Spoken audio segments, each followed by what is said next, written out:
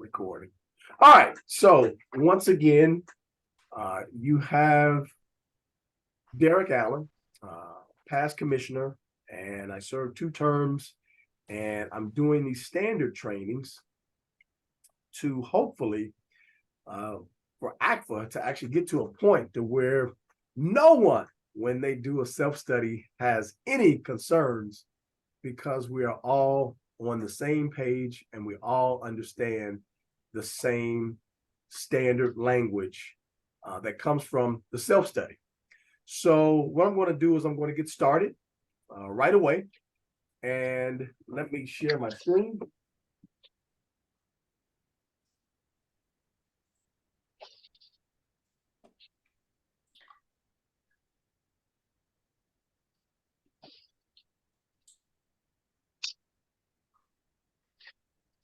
Let's go here.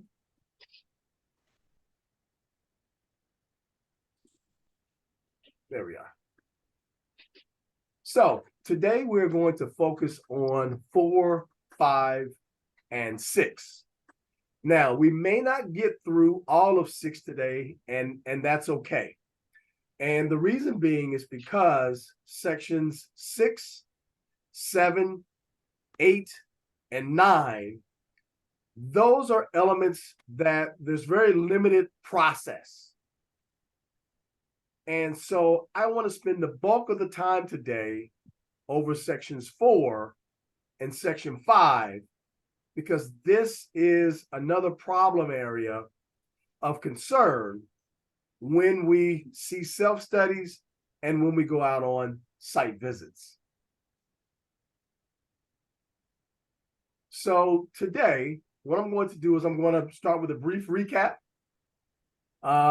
in terms of, why the self-study is important, the overview of the self-study, timeline of self-study, and a brief overview of standards 1, standard 2, and standard 3.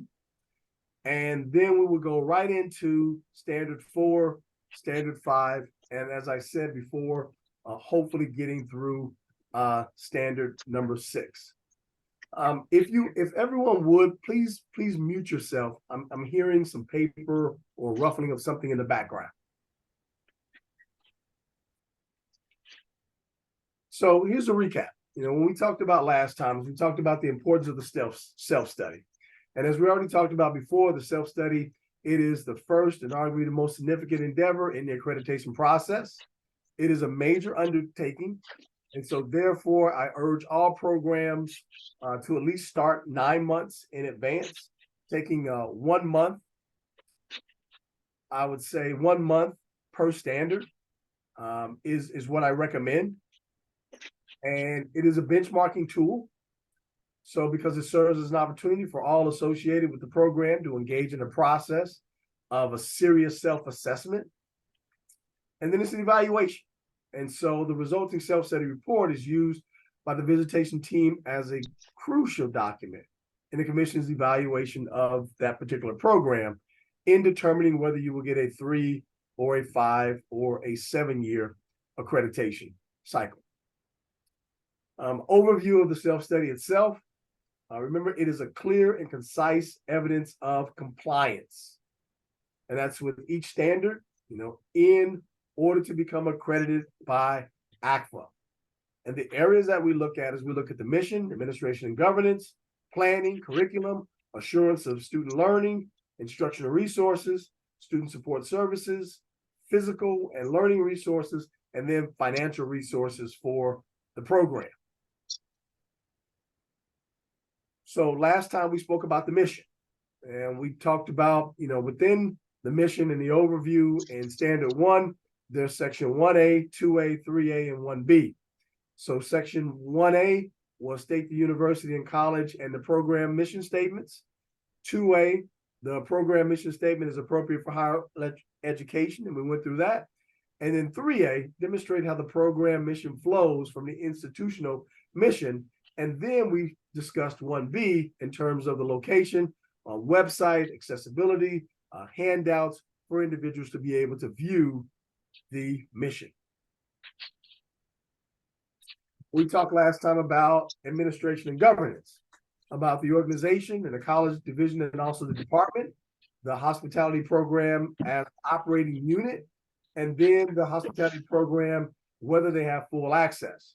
So what do these three mean? Well, when we look at the organization and college division and department, well, organizational chart that is well defined, and it demonstrates not only the college or department, but from the president, provost, vice president, deans, etc. Does the chain of command allow for independence to operate efficiently and effectively as a department? The hospitality program operation, what does the hospitality unit, does it maintain a governance system that facilitates the accomplishment of the mission and also its objectives? And then tertiary or third, the hospitality program has full access, which means that the program has access to the course concepts regardless of where the location of a course is, and have been determined to meet the common core of knowledge in hospitality. We also discussed last time about planning and strategic planning. So does the program have a strategic plan? And it is highly recommended to use the ACPHA template. And I'm going to give a great example of a strategic plan today and how that strategic plan helps us for sections 4 and also section 5.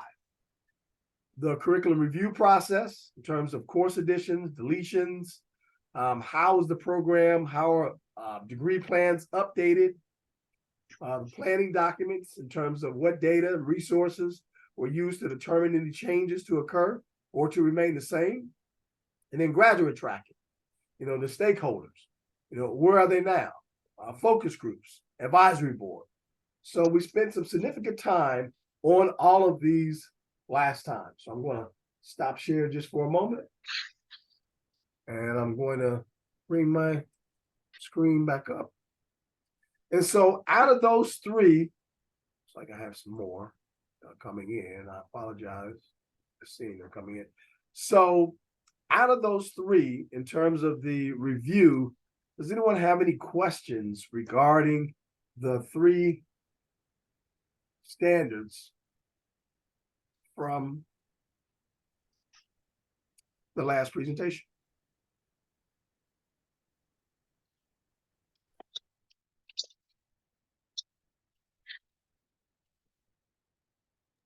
Oh, I had to mute myself.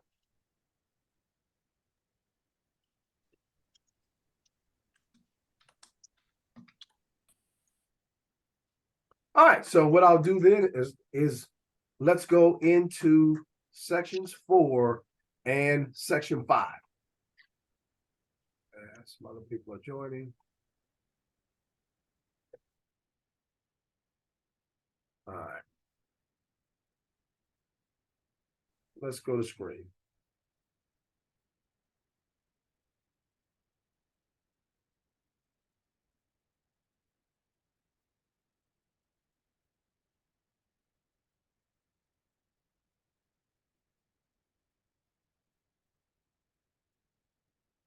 So we look at section 4, curriculum. Well, the curriculum must provide students with a common body of knowledge in hospitality administration or management. And the curriculum should also itself be designated, and I see that some things fell off the screen there, should be designated to hospitality. When we look at 4B, each student will complete a relevant field experience.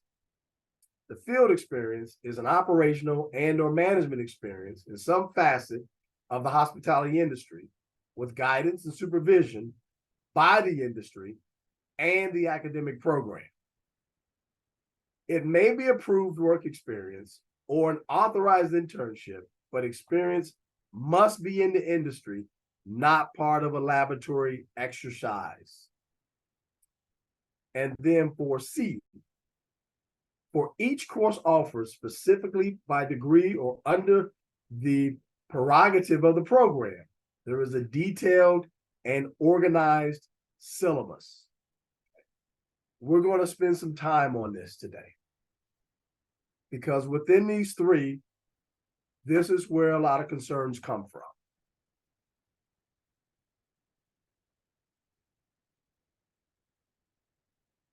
So let's look at 4A, all right? 4A kind of breaks down into to 4 items here. The ACPHA and the program learning outcomes, okay? The progression order, the coursework, and then flexibility, all right? So let's talk about these for a moment. Well, when we look at the ACPHA and program learning outcomes, which we'll look at in just a moment, at the completion of this degree, okay, program, students should be able to what? This is where the ACPHA program learning outcomes come into play. And there's 5 of them that are specific.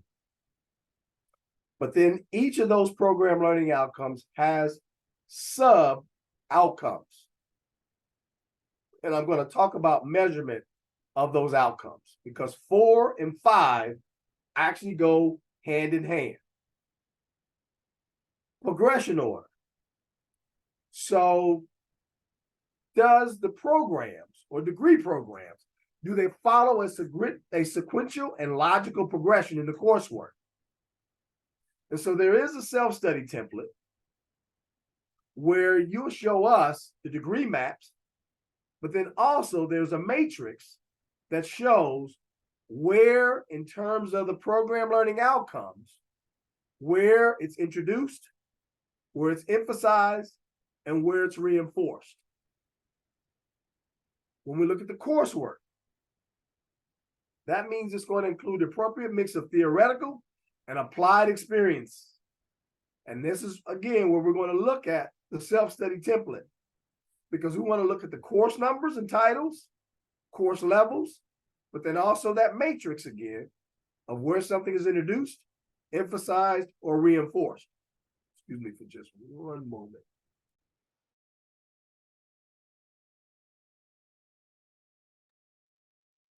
And then flexibility. Provide flexibility in hospitality course offerings. And we're going to view that self-study template again, where we can see course variety, whether there's any course electives, etc. All right. So let me start here. I'm going to stop share. And I'm going to get out of this. There we go. And I'm going to go here.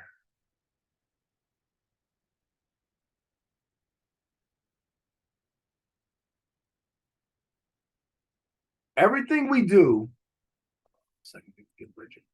everything we do from section number 3 actually comes into play here in number 4. All right. So when it comes to sections 3, 4, and 5 specifically, you have to have a system in place. Everything rotates off of your strategic plan. I'll repeat that again. For sections 3, 4, and 5, you must have a system put in place.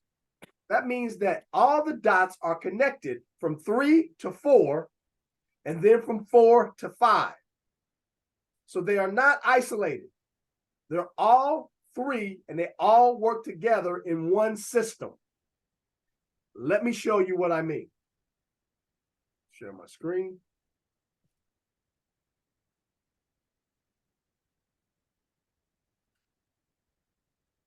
And I'm going to blow this up some.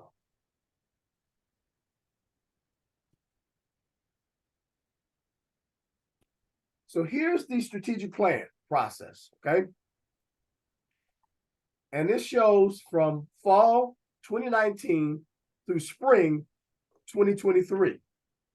So that means we have another strategic plan that started in 2023, and that plan is in place currently now. Well, it actually starts 2024 is when it starts, actually.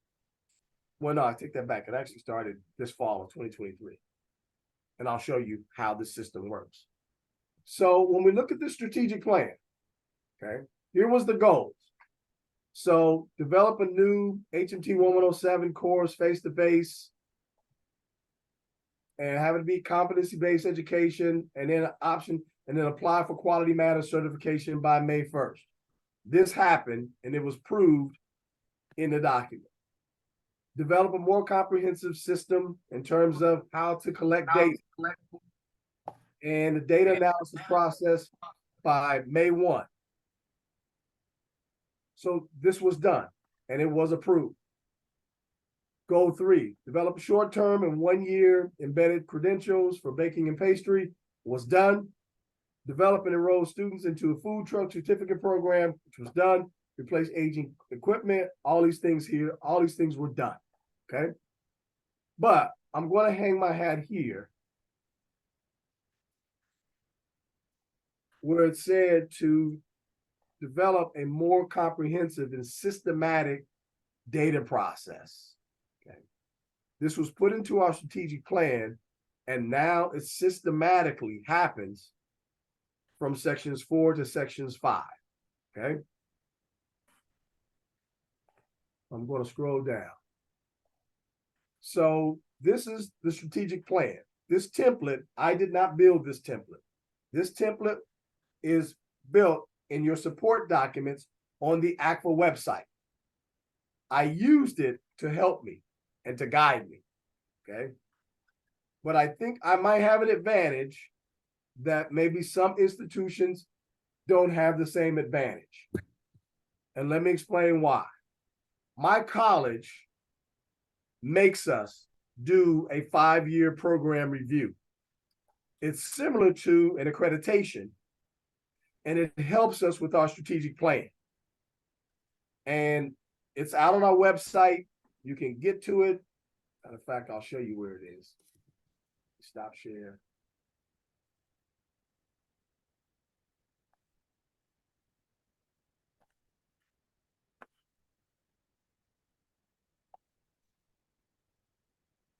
Get my screen again.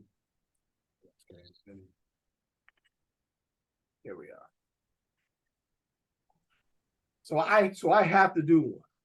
Okay. And so our last one was 18-19, which would have stopped in 22-23. So then our new one is starting 23-24, because that's the 5-year cycle. So we stay on that particular cycle, and then we have to do annual updates, okay, to it every single year. And what I love about it is the college captures a lot of different data points from us that we can actually use in our accreditation cycle. I know that maybe some of you probably have something very similar if you're accredited by HLC, but it may not be, as intensive as this, comprehensive program. But all programs at our college has to do it. And so this is just business and public services. And you'll see over here that all programs at our college have to do one. So it kind of helps me do my strategic plan every 5 years. Now, let's go back to self-study. New share.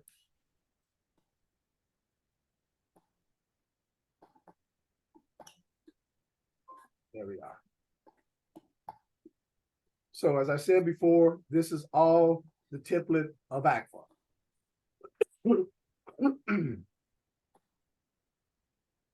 And so it talks about maybe something was completed, maybe something was in progress, but you want to make sure that you use this tool and that it's updated regularly. But remember when I said it's a systematic process. So this is not something that we just put together when the self-study was happening. This is a document that we were using and following every semester. So at the end of the semester, when we have our meetings, we find out where we are on this document. So we are updating it constantly. So when it is time for accreditation, this document is already prepared. We don't have to do anything extra because we're doing it systematically. Now let's get to 4. and it goes through the measurable objectives, action steps, who was to do what. And I really like this that ACPHA put together. So in the curriculum sections, all right, so as I was telling you before, is that the curriculum must provide students with a common body of knowledge in hospitality, administration, and management. The curriculum should be able to meet the program's mission, follow a sequential and logical progression, include the appropriate mix of theoretical and applied experiences, and provide flexibility in the program, okay? But it's based on these program learning outcomes. But then there are sub-outcomes. Now, within these 5 program learning outcomes, this is located in the self-study template under resources.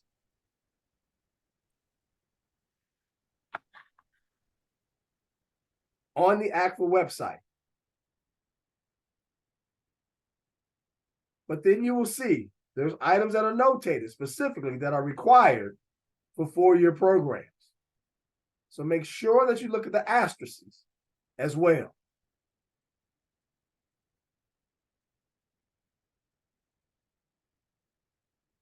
Develop and integrate a core set of business skills necessary to successfully operate a hospitality and tourism organization. That's number 2. And then you have the subcomponents.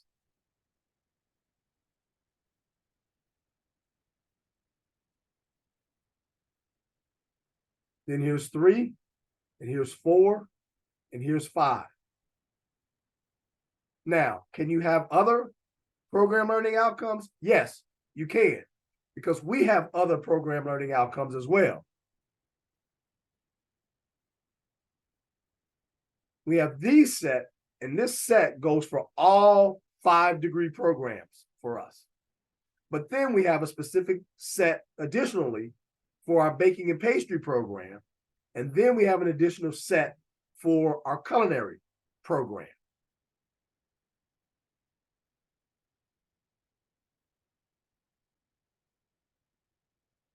This was what I was explaining to you before about where, when we look at these, okay, program learning outcomes, where is it introduced?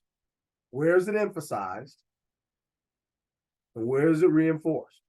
Well, reinforced and emphasized.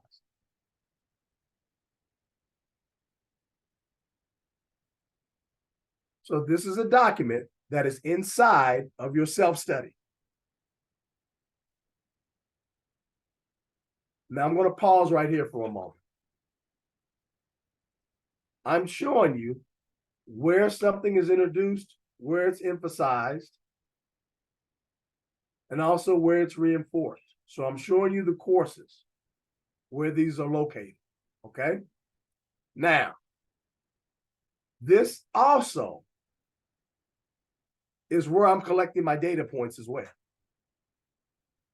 which I know that it might get a little confusing because I'm talking about 4 and 5 at the same time now, because here's my data points,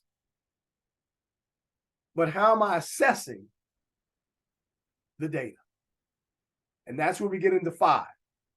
So when we look at 1105, okay, this is when it looks at overview of the hospitality industry, guest experience, and professionalism.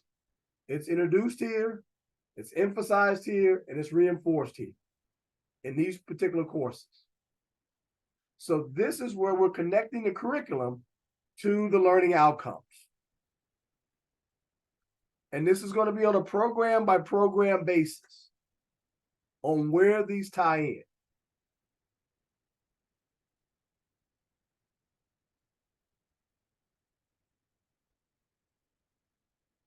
Now, if you notice, these don't say H&T because it said oral communication skills required for hospitality and tourism management, okay? We get this data extracted from a COM course, COM 2206 or COM 2225.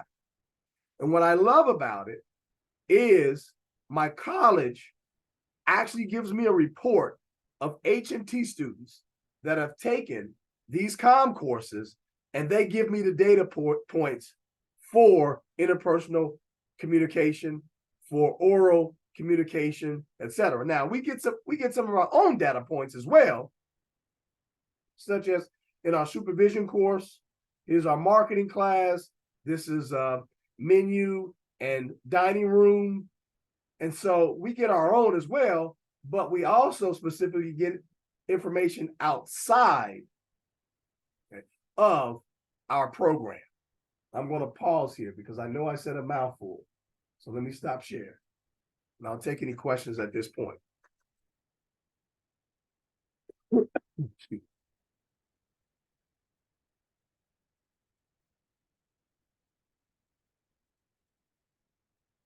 Someone asked, will we receive a copy of the previous recording? Yes, I sent the copy of the previous recording to some individuals that have emailed me, but ACPHA is actually going to put it on their website as well, because there is a copy of the previous recording. There is one. So thank you for that question. All right, let me move on. Hold on one second here.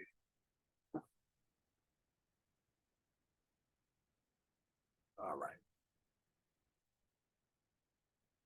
Let me share my screen.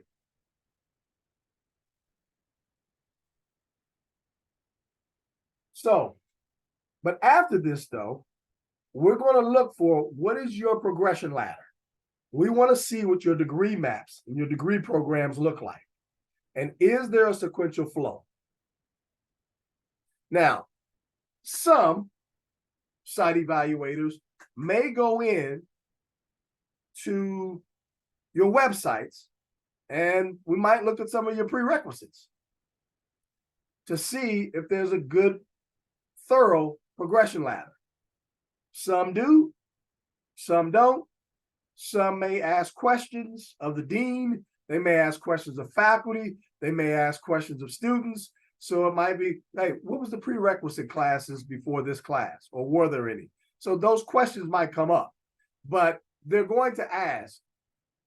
So it's not only good for us to see this, but it's also good though, because students, faculty, staff, and also more than likely the dean are going to be asked questions about the sequential flow of your degree ladders or degree maps. And so as you can see, we actually have one for fall year one, spring year one, fall year two, spring year two. But we also have the same maps, and these are just examples. We have the same maps if somebody started summer or if they also started in the spring. So, and all we did was just reverse these, that's it. But it's the same exact map.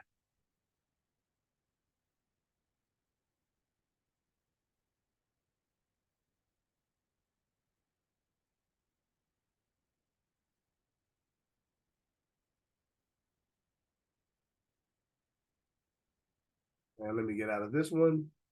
All right. B, each student will complete a relevant field experience. The field experience is an operational or management experience in some facet of the hospitality industry with guidance and supervision. So what we're talking about is a co-op or an internship. But you also want to make sure that you do this though, that you also want to make sure is how is that experience documented? So we want to see what the application process is like. Okay. We also want to see, excuse me, on how is data captured in terms of what are the students learning. And so I urge every program, and I'm going to stop sharing for a moment because I want to go to something else. I encourage every program to develop. I'm going to here. I'm going to go there.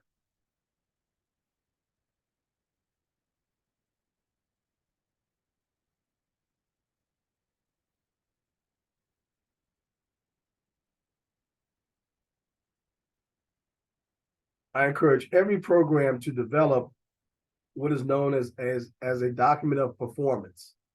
And what that document of performance will show is it actually shows the internship process and what the measurables are tied to.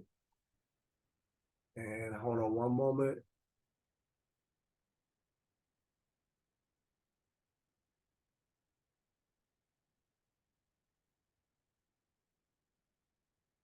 All right. So let me go out of this and share again. So let me go back.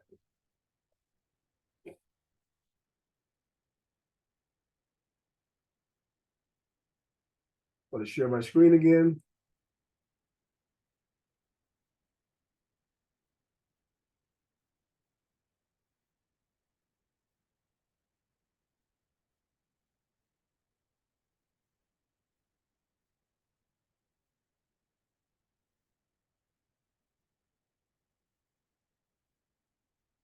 So what we're looking for is we're looking for any type of formal agreements.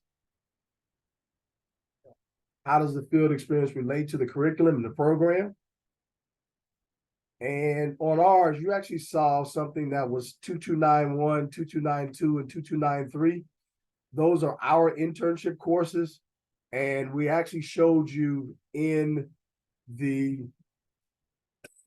course mapping of where items were introduced, emphasized, and reinforced. You saw some of those there. And then you also saw them also in the degree mapping. As a credit, non-credit bearing, number of credit hours paid or unpaid, methods of monitoring, and the methods of assessment. Those are extremely key. And then if the program has any formal agreements to ensure that those agreements for the field experience employment align with the mission and also the program learning outcomes.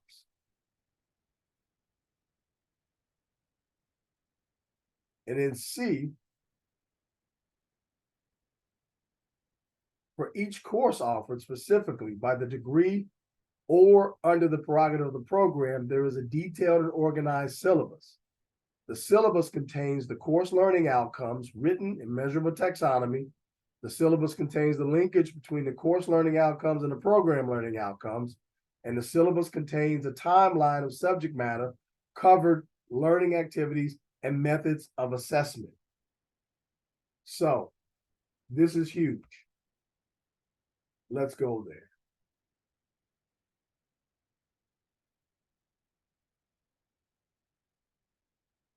I'll stop share, get out of this.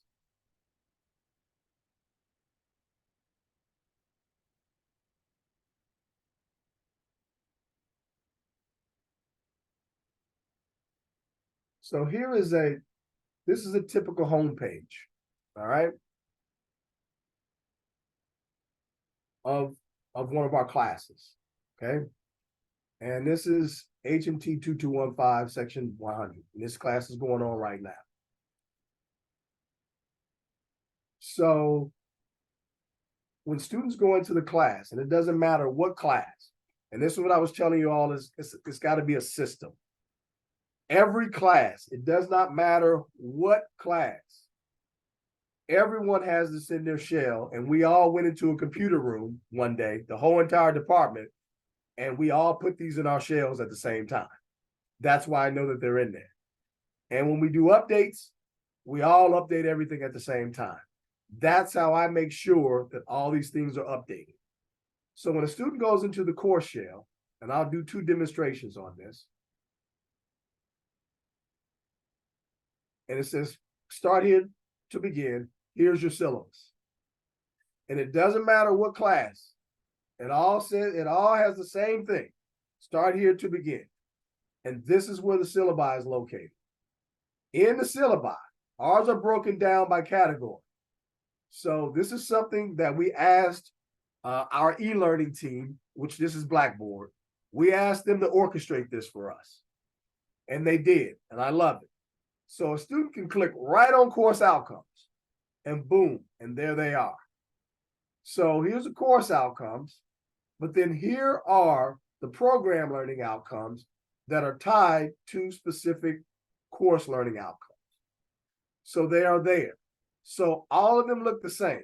Here's the course outcomes and program learning outcomes. And then we state the program learning outcomes always here at the bottom. So we know what we're being connected to. Now, if you just see PLO, we know that's ACPHA. So anytime we see PLO, that is just ACPHA.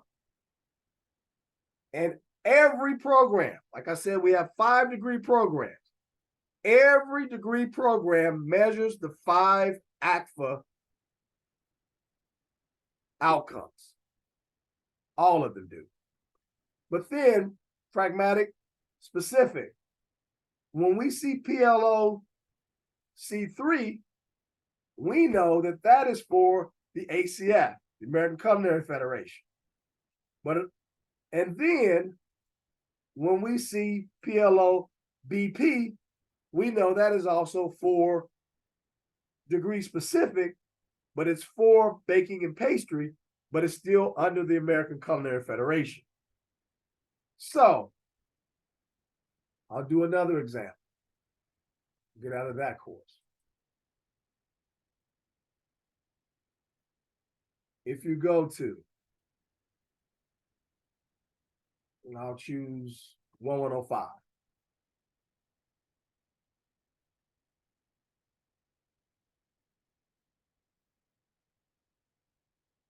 You go to the home page, and every student clicks on content.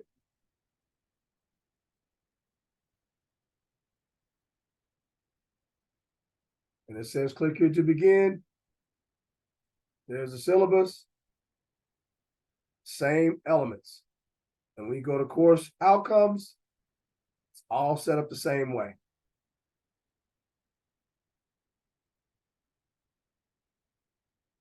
Where you see the course learning outcomes and you see which PLO they're tied to. And then you also see the program learning outcomes here. Now, where else could these be located? I'm gonna stop share. Excuse me. Well, they can be located in your print material. So we have them located here. They're located out on the bulletin board outside of our office for each degree program. They're on our website, on the home page. So it is an electronic form, and it's also in print form too as well. But the key for section 4 are the outcomes. So 5 goes into how do you collect the data from the outcomes and where all the outcomes are listed in section 4. But before I move on to 5, I'm going to take any questions that you might have for section number 4. Hi, Derek. Thank you so much again for this amazing workshop. It's very helpful. I have a quick question. So as we know, there are like 5 PLOs, major one, and they have subcategories. So on our, we usually have these PLOs on our syllabi, and do we need to have the subcategories in the syllabi or anywhere else? Well, it depends on what you're measuring. Now, my particular college, we measure all subcategories. So we know that we're measuring all subcategories, then we're meeting that PLO, and we're meeting it in all different directions.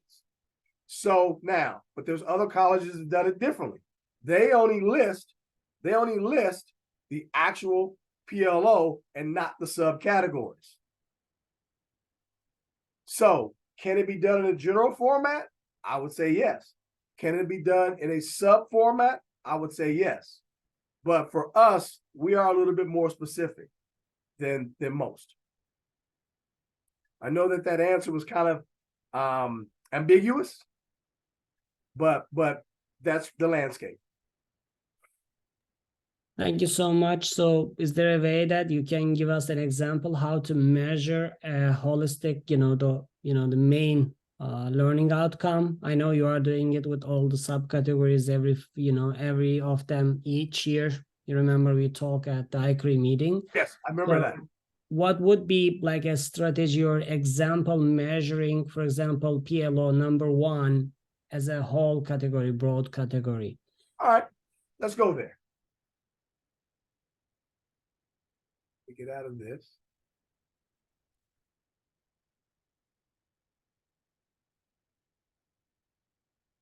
I'm going to pull up self-study. Excuse me, I cough.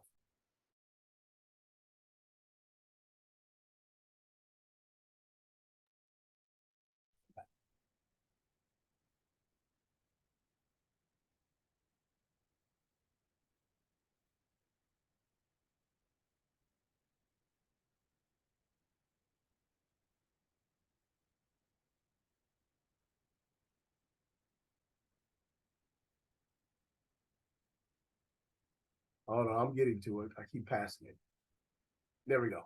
All right, let me share my screen, okay? And here we go. And I'm going to do one thing right quick.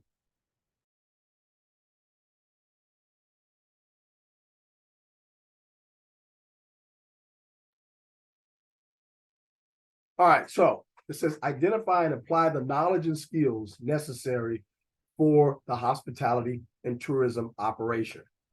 So if I'm going to look at this in a broad scope, okay, because here's the required outcomes, and identify and apply the knowledge and skills necessary for the hospitality and tourism operations.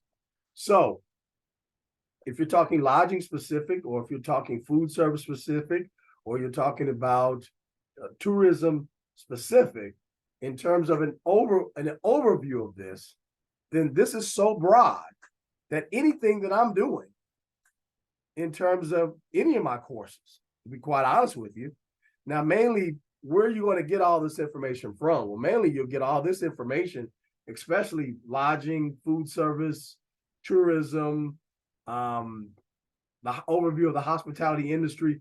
All of these will specifically really come from an intro class. These here. But then also I may have a lodging specific.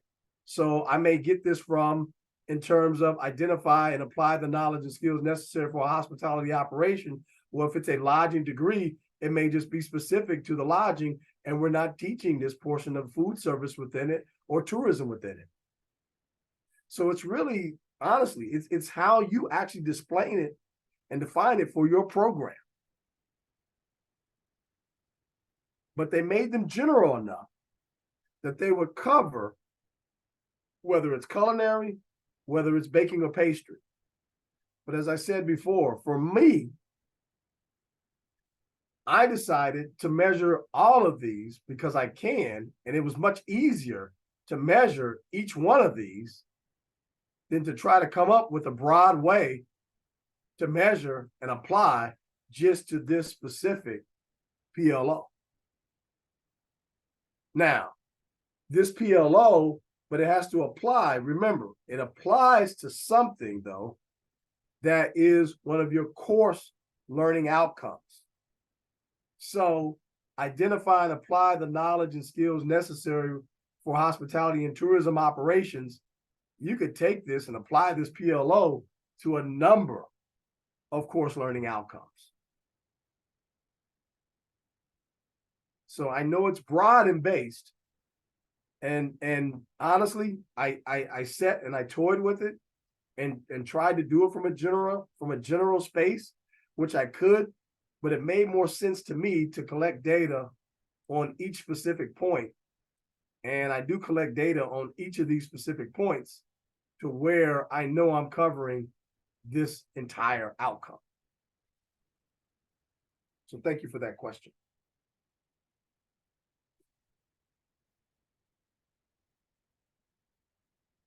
So I'm gonna move down, and I'm gonna go to the PowerPoint.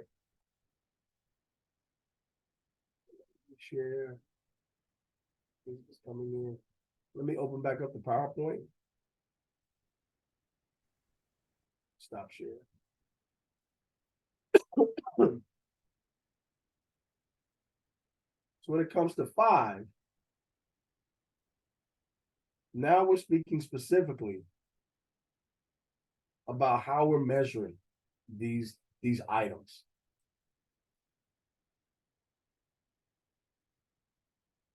And then I'm going to show you how systematically all of this can happen and should happen or take place. Let me share screen. So, assurance of student learning, or program learning outcomes. So, ACPHA program learning outcomes are documented in printed materials, electronic domains for each degree program. So, we do that. There's an assessment plan for the PLOs, and ACPHA has a template for that. Okay, but I also have a template too as well that I am willing to share. And then both direct and indirect matrix, ACPHA has a template for it. In terms of formative or summative, ACPHA has a template for it. And then show us in your meeting minutes, show us in maybe focus groups, show us in advisory board meetings in terms of how this particular assessment data has improved the program, or did it remain status quo? So when we look at what are the evidence that I'm looking for? Well, the program learning outcomes, website, program guides, learning management system, which I showed you that, and also syllabi. This is some evidence. Assessment plan. So use the ACPHA template. Indirect and direct measures and samples. So direct measures, indirect measures, and that is actually on the matrix that's in your ACPHA support documents. And at the bottom, it actually explains in detail about direct, indirect, formative, and summative measures. And that's why I encourage you to use the ACPHA assessment matrix if you can. If your state requires you to use another matrix, that is acceptable, but just make sure that you explain it in detail. And it just has to follow within these guidelines. So there must be an assessment plan, and that assessment plan tied to these elements. So in terms of the matrix, as I said before, but what is the process used to capture the data? Early in the program, but also in the latter part of the program. And then what improvements are also made as well. We're not going to get here today. So let me show you how all this works. Let me stop sharing. So I'm going to go to several different documents today, so we can see how all this works.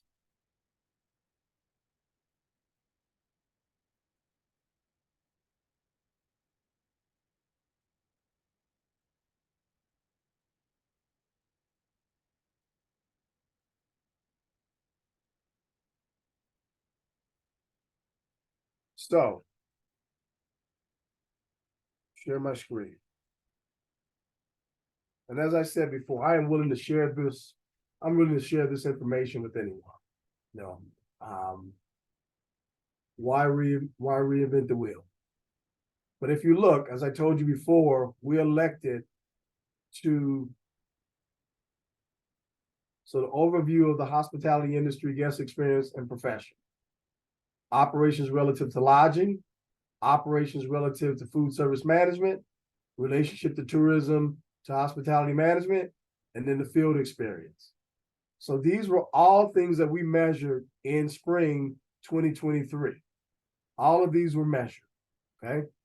But this assessment plan, it not only measures ACPHA, it measures culinary, which is C1, C2, C3, but then it also measures baking and pastry, which is BP1, BP2, BP3. Now notice, we're not measuring every single element every single semester. No, we're not doing that. For spring, we only measure PLO1 for spring. This fall, we're measuring right now PLO2. This is ACPHA, ACPHA, ACPHA, ACPHA, ACPHA, ACPHA, ACPHA. And it tells you exactly what we're measuring. But then we're also measuring culinary, We're also measuring culinary and culinary. And then baking and pastry, 4, baking and pastry, 5, baking and pastry, 6, and 7. But then when we get to spring 2024, we're going to measure PLO 3. And so we measure these PLOs by semester. Is what we do. Now, if you notice, where am I getting the course-related data? As I said, I can extract data from English. There are certain papers that all students do. In my college or my RAR office, which is reporting for research, they would extract the data from me. Oral communication, comm gets that. So at the end of the term, course data, I get that from the comm department directly. And all they have to do is just type in HMT specific, and all of the data points come. Now, I'll give an example here.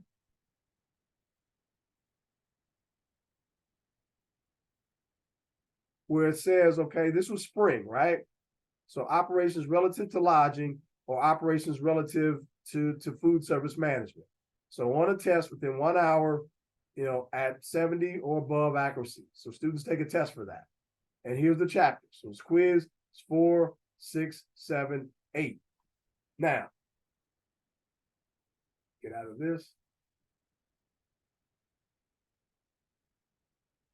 So at the end, okay, of the course, we use the assessment templates for ACPHA, okay? And so here's a copy of the assessment that was done.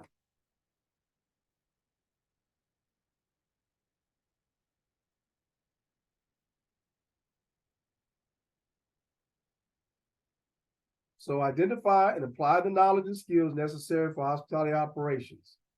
So this is what's happening here. Here's the method of assessment. Excuse me. The method of assessment for this one is students receiving a 70 or above in this course to receive this certificate, okay? The results, because this class was a small class, so 7 of 11 passed the course with a C or better. 64% was the pass rate. 2 of the 11 students stopped coming to class during the middle of the semester. 1 student didn't complete the final project, and 1 student came to class every day but did not turn in any work. So these are things that I'm going to use for any type of pragmatic change. And this is what this is discussed in our meetings. So anybody else that teaches HMT 1105, we're going to get together and we're going to look at the direct matrix, the indirect matrix, the formative and also summative in terms of direct and indirect. And so what we'll do is we will look at these. So here, final grade analysis. Here, the evidence is in the learning management system, and it shows the average test scores, which I don't know whether some of your learning management systems can do this or not. But anytime they take those tests, because they're specifically tied,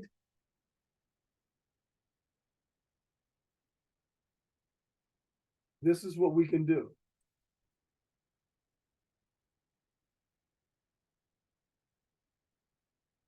I'm gonna just go to HMT 1120.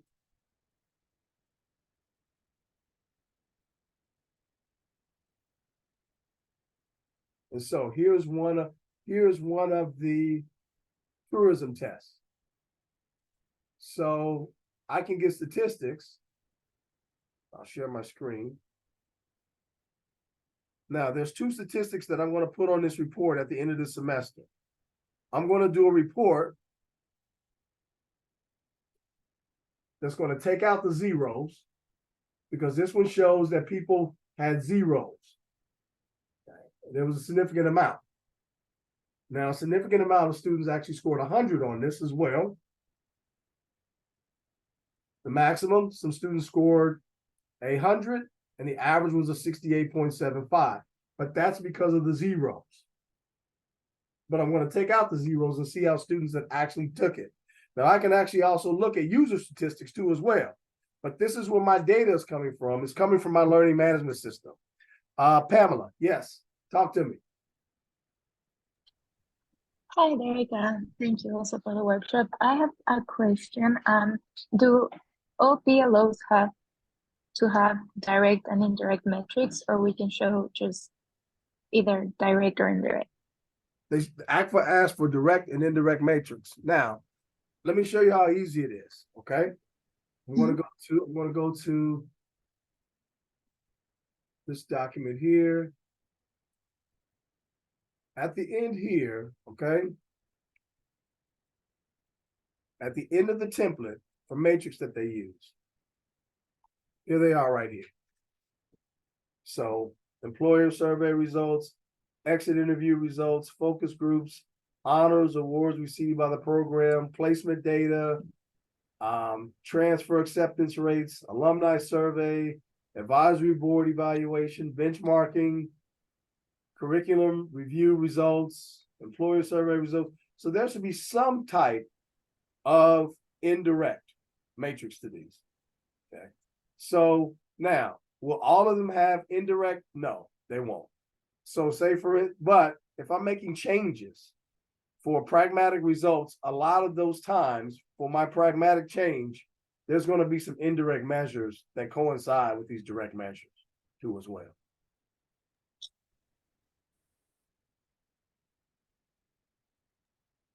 Let me go out of this one. I want to go here.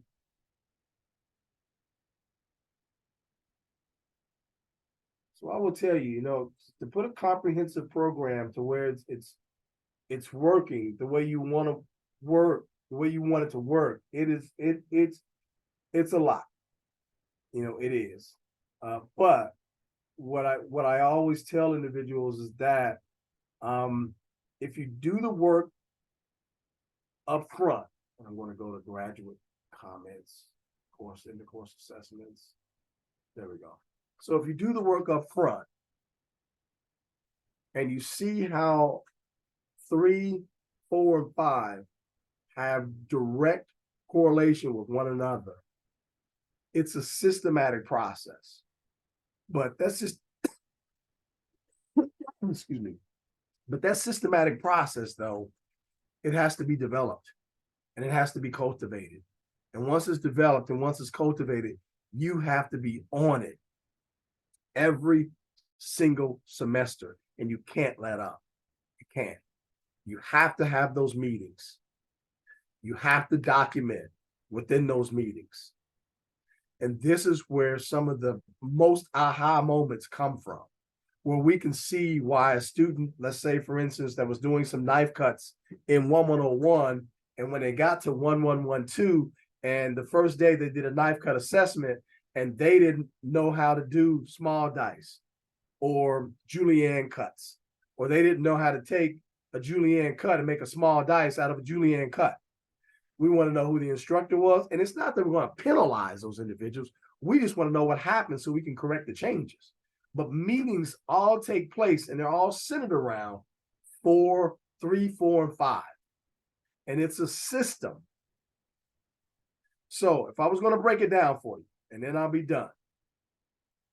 You have to have a strategic plan. That's number one. From that strategic plan, woven in that, okay, you have to have the ACPHA outcomes woven into that strategic plan. From that, you have to have the assessment data woven in to the outcomes that ACPHA expects. So they're all tied together. Like I said, I'm willing to share, you know, any information that we have, because we track graduates, we track the interns, we get program learning outcome data from our midterm and final assessment, from internships. I mean, it's a systematic process. And I will tell you that it's running like a fine old machine, but it took a year for it to happen. It took a year for it to happen.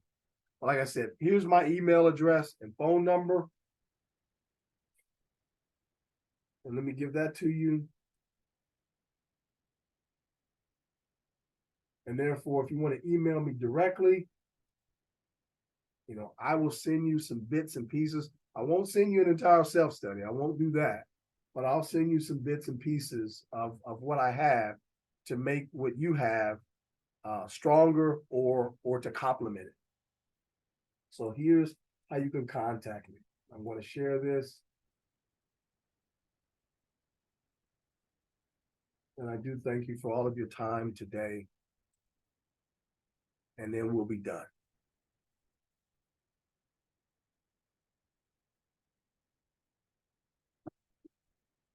Oh, excuse me. Oh man, sorry about that. As I told you all before, I'm batting a little bit of getting at the end of a cold here, but I'm working through it. So this is how you can contact me. Contact me by phone or send me an email. I'm going to take tomorrow off and get better. So if I don't email you right away, like I did for most of you that emailed me the first time I got back with you, probably that same day or the next day. It's just I'm gonna take some time off tomorrow to get better. Then I'll get back with you on Friday.